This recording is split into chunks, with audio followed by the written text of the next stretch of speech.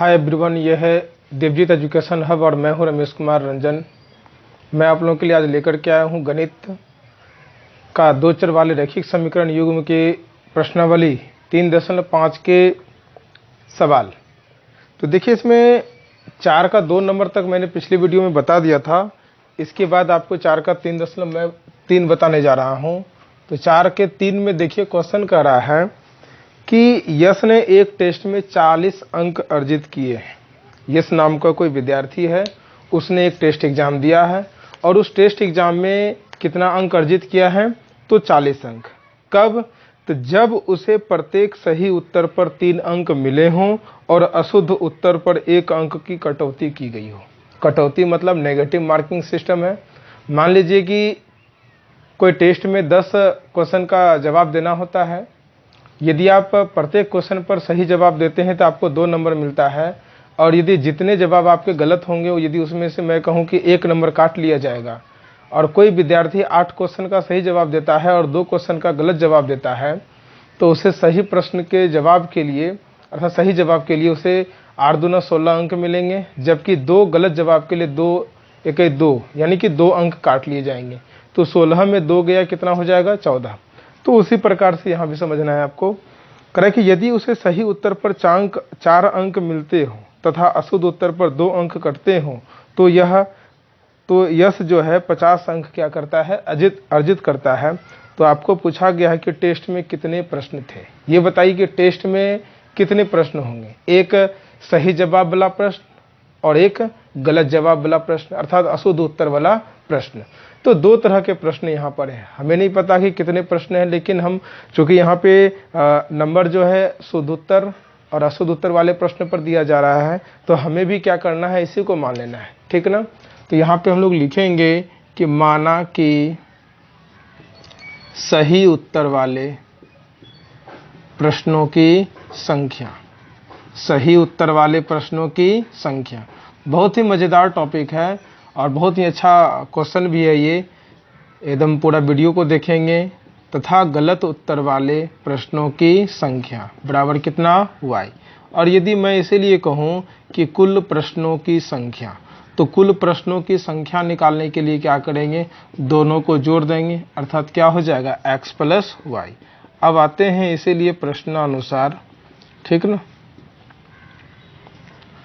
तो यह देखिए, पहला लाइन क्या बोला कि यश 40 अंक अर्जित करता है, अर्थात टोटल सही, जैसे हमने बोला था कि 8 क्वेश्चन का जवाब सही देता है, 2 का गलत देता है, तब जाकर के उसे कितने अंक मिले थे? 14। तो उसी प्रकार से इसे कुल कितना अंक मिल रहा है? तो 40। कब? जब प्रत्येक सही उत्तर के लिए 3 अंक मिलते हो, अर्थात यदि x प्रश्न हो, एक प्रश्न पर 3 नंबर मिलता है, तो x प्रश्न पर कितना अंक हो जाएगा? 3x। उसी प्रकार यदि एक गलत उत्तर पर y 1 अंक कटता है, तो y प्रश्न पर कितने अंक कटे जाएंगे? 1y। यानी कि इस टोटल अंक में कटौती किए गए अंक को घटा देंगे तो कुल 40 अंक के क्या होगा? ये बराबर हो जाएगा। तो ये क्या हो गया? समीकरण 1। आगे देखते हैं। आगे कह रहा है कि प्रत्येक सही उत्तर के लिए 4 अंक। तो सही उत्तर वाला प्रश्न है कितना? x। तो टोटल नंबर कितना हो जाएगा? 4x। उसके बाद अशुद्ध उत्तर के लिए कितने अंक काटे जाते हैं? 2 अंक। तो प्रश्न कितना है? y। तो इसका मतलब है कि 2y काटा जाएगा, टोटल कितना बचेगा? 50, ठीक ना। इसके बाद देखिए कि क्या इस समीकरण से हम लोग 2 कॉमन ले सकते हैं। 2 कॉमन लेंगे तो यहाँ 2x, यहाँ y बराबर कितना? 50। अब यदि हम यहाँ पे 2x - y बराबर 50 लिखे, 2 गुना में 2 आएगा भाग में, तो इसीलिए क्या हो जाएगा? 2x - y बराबर कितना? 25। ये समीकरण कितना हो गया? 2। अब समीकरण 1 और 2 को हम लोग किसी भी विधि से हल करेंगे, चाहे वह विधि प्रतिस्थापन हो, विलोपन हो, वज्रगुणन हो। हमने तीनों विधि बता दिया है। आप पूरे वीडियो के जब आप पिछला पूरा वीडियो देखेंगे तो आपको उसमें से सब मिल जाएगा। मैंने त्रिकोणमिति, द्विघात समीकरण इत्यादि सब कुछ पढ़ा दिया है। और अभी 2 चर वाले रैखिक समीकरण युग्म का टॉपिक चल रहा है। तो आप पिछले जब वीडियो देखेंगे तो उसमें मैंने सारे विधि को स्पष्ट कर दिया है। यदि किन्हीं को कोई दिक्कत हो तो वो मैसेज कर सकते हैं, मैं सॉल्यूशन करके दे सकता हूँ, बता सकता हूँ। तो चलिए समीकरण 1 और 2 को जब देखेंगे तो देखिए कि यहाँ पर एक y है और इसमें भी कितना y है, एक y, और दोनों का चिन्ह क्या है, माइनस में। हमने वहाँ पे विधि बताया है विलोपन विधि से बनाने के लिए कि जिस चर को आप कटाना चाहते हैं, जिस चर को आप लुप्त करना चाहते हैं, सर्वप्रथम आप उसके गुणांक को बराबर करें। तो देखिए यहाँ पे y का गुणांक बराबर है। उसके बाद दूसरा नियम क्या बताए थे कि दोनों के चिन्ह को देखना, यदि दोनों का चिन्ह समान होगा तो घटाएंगे, यदि दोनों का चिन्ह भिन्न हो तो क्या करना है, जोड़ना है। तो देखिए यहाँ पे दोनों का चिन्ह समान है अर्थात दोनों माइनस में, तो क्या करेंगे, घटाएंगे। तो लिखेंगे समीकरण 1 में 2 को घटाने पर, समीकरण 1 में 2 को क्या करने पर, घटाने पर। समीकरण 1 क्या है, तो 3x माइनस वाई बराबर 40। समीकरण 2 क्या है, 2x माइनस वाई बराबर 25। घटाना है, ये माइनस होगा, ये प्लस होगा और ये माइनस होगा। तो आप ध्यान से देखिए कि यह और यह कट जाएगा। 3x में 2x गया कितना x, 1x, 40 में 25 गया कितना, 15। तो x का वैल्यू कितना आ चुका है, 15। अब यदि इस x के वैल्यू को हम लोग समीकरण 1 या 2 कहीं भी रखेंगे तो y का वैल्यू पता चल जाएगा। तो आप कहीं भी रख सकते हैं, स्वतंत्र है, कोई दिक्कत नहीं है। यदि हम समीकरण 1 में किसका मान रखें, x का, तो देखें क्या होता है। समीकरण 1 में x का मान रखने पर समीकरण 1 देख लीजिए 3x माइनस वाई बराबर 40 है। यदि हम लोग यहाँ पे 3 गुना x का मान 15 रखें, माइनस वाई बराबर कितना, 40, तो ध्यान से देखें कि 15 तिया कितना हो जाएगा, 45 माइनस वाई बराबर 40। अब यदि हम लोग यहाँ पर माइनस वाई बराबर 40 लिखें, इधर 45 प्लस में, उधर जाएगा 45 माइनस में, तो माइनस वाई बराबर यहाँ कितना हो जाएगा, -5। दोनों तरफ माइनस कट जाएगा, तो इसीलिए वाई बराबर कितना बचा, 5। ठीक ना। तो हमें निकालना क्या है, कुल प्रश्नों की संख्या, कुल प्रश्नों की संख्या। तो देखिए कि कुल प्रश्नों की संख्या बराबर x प्लस क्या होगा, y, कि सही उत्तर वाला प्रश्न और गलत उत्तर वाला प्रश्न दोनों को क्या करना है, जोड़ देना है। तो देख लीजिए x का वैल्यू 15 और y का कितना है, 5। 15 5 कितना हो गया, 20। अर्थात टेस्ट में कितने क्वेश्चन थे, टोटल 20 क्वेश्चन थे, जिसमें यश ने क्या किया है, 15 का जवाब सही दिया है और 5 का जवाब गलत दिया है। तो चलिए बढ़ते हैं अगले प्रश्न की ओर। उम्मीद करते हैं कि आप लोगों को वीडियो अच्छा लग रहा है। यदि अच्छा लग रहा है तो लाइक करें, कमेंट करें, शेयर करें, और जिन्होंने अभी तक इस चैनल को सब्सक्राइब नहीं किया है उनसे रिक्वेस्ट है कि इस चैनल को सब्सक्राइब कर लें, क्योंकि मैं कक्षा 6 से लेकर के 10 तक के गणित के सारे प्रश्नों का हल मैं इस वीडियो के माध्यम से करूँगा। ठीक है ना।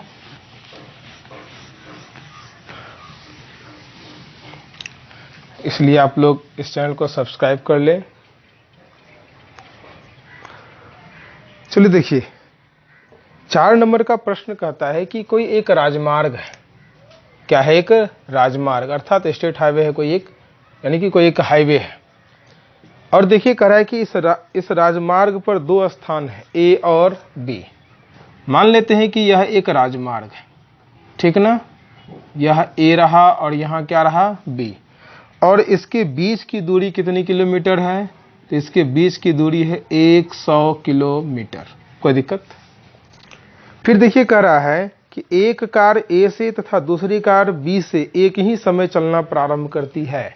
यदि ये कारें भिन्न भिन्न चालों से एक ही दिशा में चलती है तो 5 घंटे पश्चात क्या होती है, मिलती है। सबसे पहले हम लोग इसका फिगर तैयार करते हैं। क्या बोला कि एक कार ए पर है, एक कार बी पर है, दोनों कार का चाल अलग अलग है लेकिन एक ही दिशा में चल रहा है। तो मान लेते हैं कि यदि एक ही दिशा इस तरफ चल रहा है तो 5 घंटे बाद मिलता है ना। तो चलिए देखिए, ए पर कोई एक कार है, छोटा सा कार का भी फिगर बना लेते हैं। ठीक ना, फिगर तो उतना अच्छा है नहीं।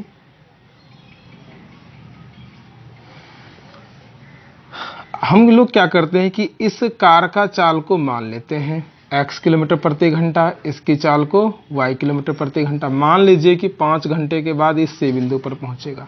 तो सबसे अधिक दूरी कौन तय करेगा, तो जो A पर स्थित कार है। सबसे कम दूरी तय कौन करेगा, ये है ना। तो देखिए 5 घंटे पश्चात मिल रहा है, तो हम लोग क्या यहाँ पर ऐसा सोच सकते हैं, इसके चाल को, चूंकि देखिए क्वेश्चन में कार की चाल ज्ञात करने के लिए कहा गया, इसलिए हमने दोनों कार की चाल को मान लिया, इसका x है और इसका क्या है, y है, ठीक ना। तो ये बताइए कि यहाँ से यहाँ तक इसको जाने में कितने घंटे का समय लगता है, 5 घंटे का। चाल कितना है, x। तो यहाँ से यहाँ तक ये क्या है, दूरी। दूरी बराबर क्या होता है फॉर्मूला, चाल गुना समय। चाल कितना है x, समय कितना है 5, तो कितना किलोमीटर हो गया, 5x किलोमीटर। उसी प्रकार से B पर स्थित कार जो है यहाँ से यहाँ तक 5 घंटे में पहुँचती है। चाल इसका है y, समय लगा 5, तो 5y किलोमीटर हो जाएगा, है कि नहीं। इसी प्रकार से फिर अगला क्वेश्चन कहता है कि यदि ये दोनों कारें, अर्थात इसका दूसरा फिगर इस प्रकार से बनेगा कि ये राजमार्ग है AB, इस दोनों के बीच का दूरी कितना किलोमीटर है, 100 किलोमीटर है, ठीक ना। अब यहाँ पे ये कहा जा रहा है कि दोनों कारें विपरीत दिशा में चलती है। विपरीत दिशा का मतलब तो समझ ही रहे हैं,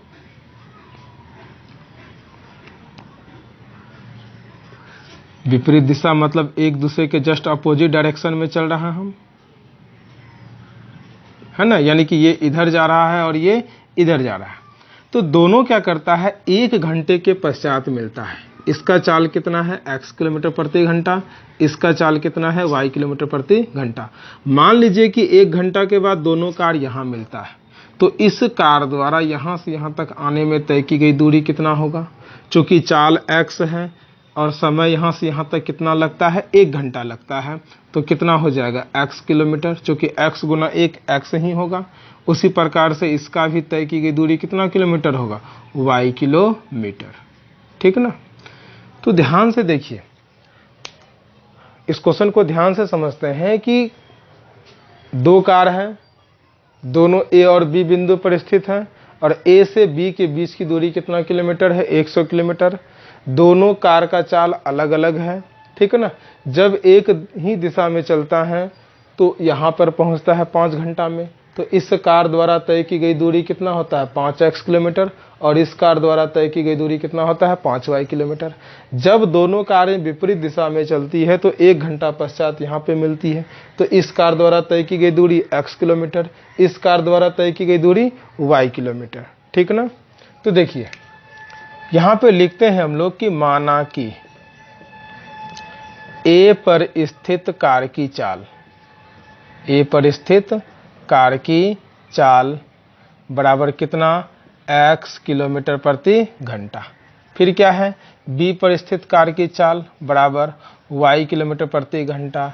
A से लेकर के B तक का दूरी दिया गया है कितना, 100 किलोमीटर, है ना। यहाँ पे लिखते हैं हम लोग कि एक ही दिशा में चलने पर, है ना, या लिखते हैं समान दिशा के लिए।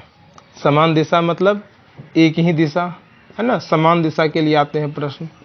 तो सबसे पहले यह देखिए कि समान दिशा के लिए समय कितना घंटा है, 5 घंटे। समय कितने घंटे हैं, 5 घंटे। यदि हम लोग A पर स्थित कार द्वारा तय की गई दूरी A से C निकालेंगे, AC अर्थात दूरी AC बराबर, तो चाल गुना क्या होता है, समय, चाल गुना समय। तो A पर स्थित कार का चाल है x, समय है 5, तो कितना किलोमीटर, 5x किलोमीटर।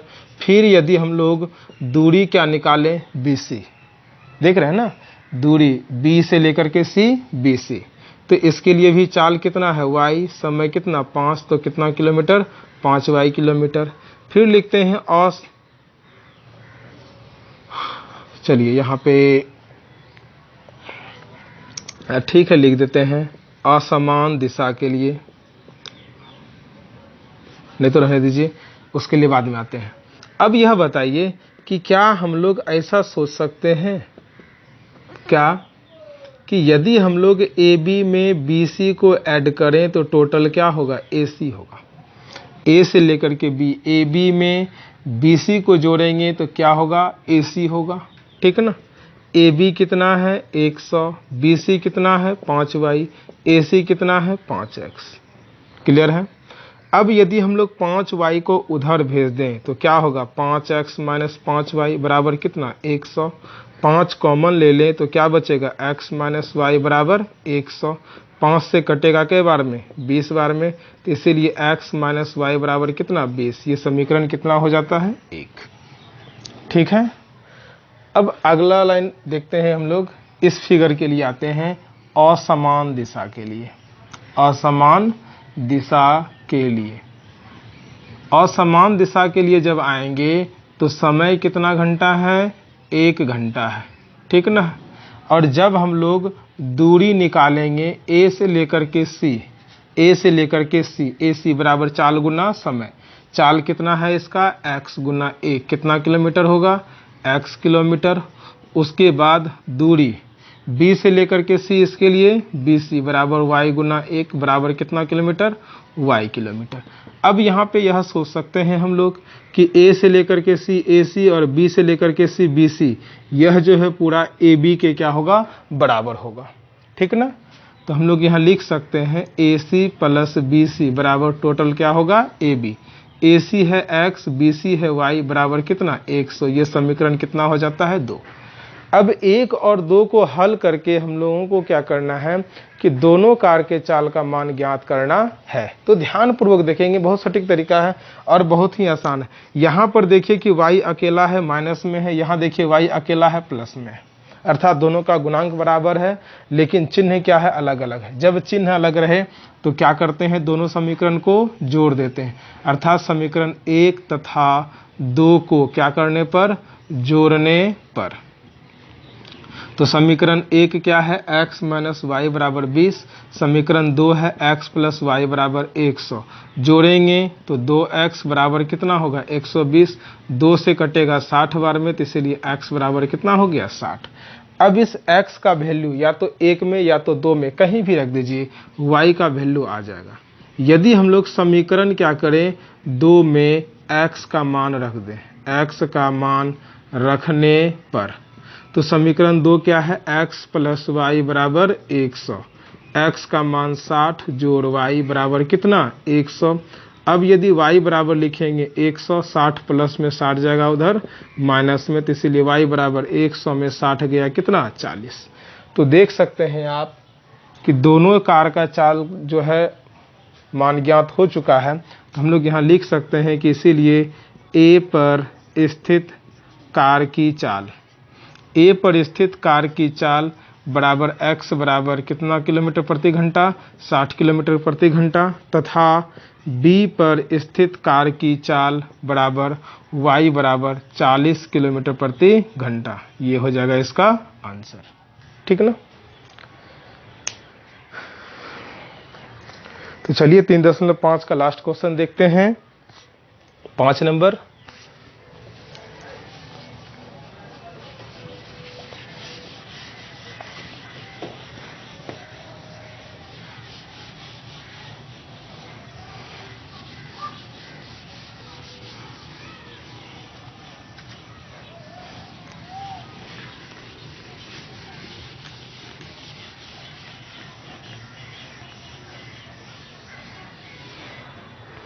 देखिए 5 नंबर का क्वेश्चन कह रहा है कि एक आयत का जो क्षेत्रफल है वो क्या होता है 9 वर्ग इकाई कम हो जाता है। कब? जब उसकी क्षेत्रफल की जब उसकी लंबाई जो है 5 इकाई कम कर दी जाती हो और चौड़ाई 3 इकाई बढ़ा दी जाती हो। फिर कह रहा है कि यदि हम लंबाई को 3 इकाई और चौड़ाई को 2 इकाई बढ़ा देते हैं तो क्षेत्रफल क्या होता है 67 वर्ग इकाई बढ़ जाता है।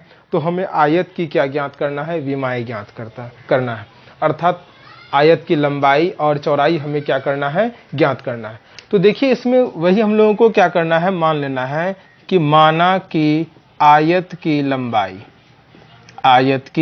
लंबाई बराबर मान लेते हैं कितना x इकाई, ठीक है, तथा फिर क्या मान लेते हैं चौड़ाई बराबर कितना इकाई y इकाई, ठीक ना।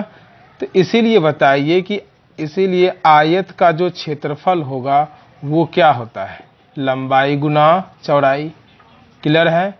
लंबाई है x गुना y, तो इसको हम लोग क्या लिख सकते हैं xy।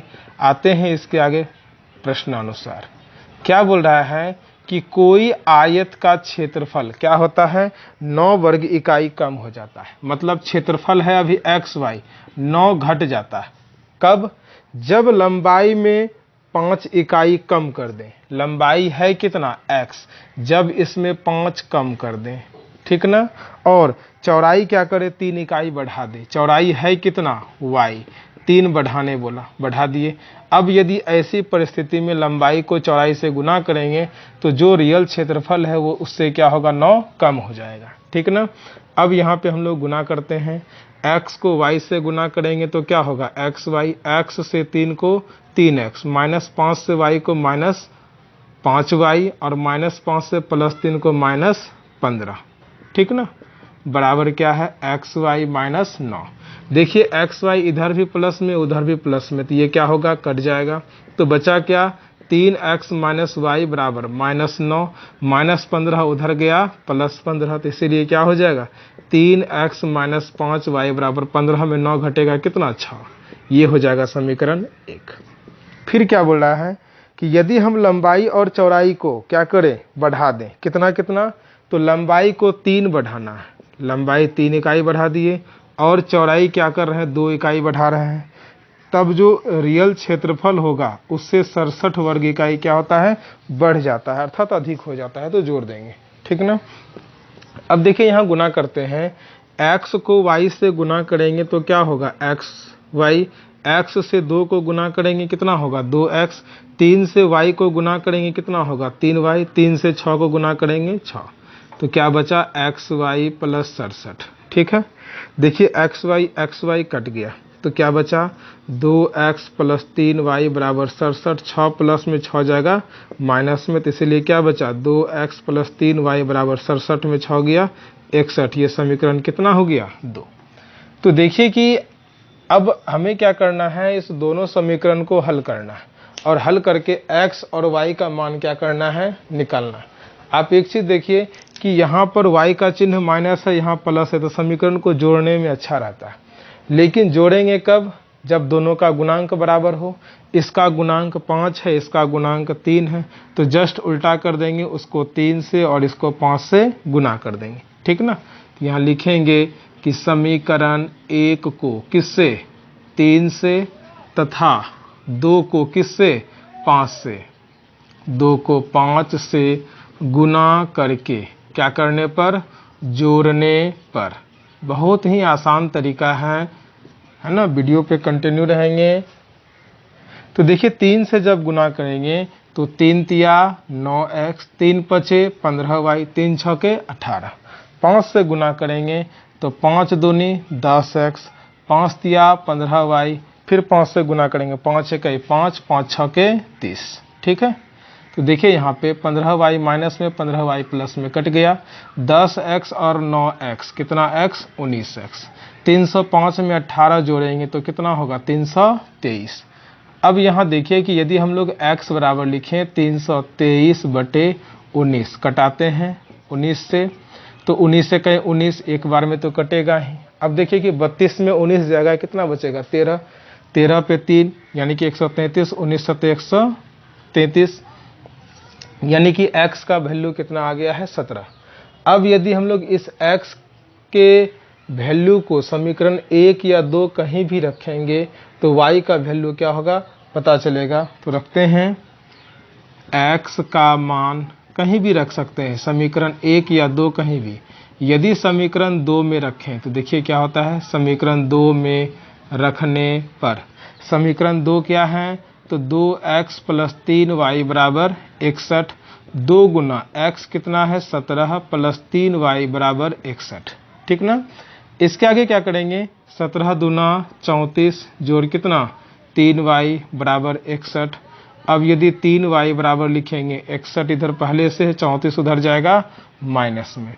अब यदि यहाँ पे 3y बराबर लिखेंगे, 11 में 4 गया 7, 5 में 3 गया 2।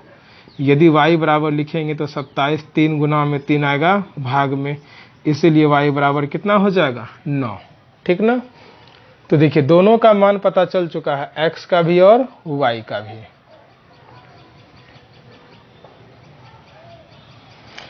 तो लिख सकते हैं इसीलिए हम लोग कि आयत की लंबाई x बराबर कितना इकाई, 17 इकाई, ठीक है। फिर तथा चौड़ाई बराबर y बराबर कितना इकाई, 9 इकाई। तो देखिए इस प्रकार से आपको यहाँ पे लंबाई और चौड़ाई दोनों का मान क्या हो चुका है, पता चल चुका है। तो देखिए मिलते हैं नेक्स्ट वीडियो में। जिन्होंने अभी तक इस चैनल को सब्सक्राइब नहीं किया है वो इस चैनल को सब्सक्राइब जरूर कर लें। वीडियो यदि अच्छा लगा है तो लाइक करें, कमेंट करें, शेयर करें। मिलते हैं नेक्स्ट वीडियो में, तब तक के लिए धन्यवाद।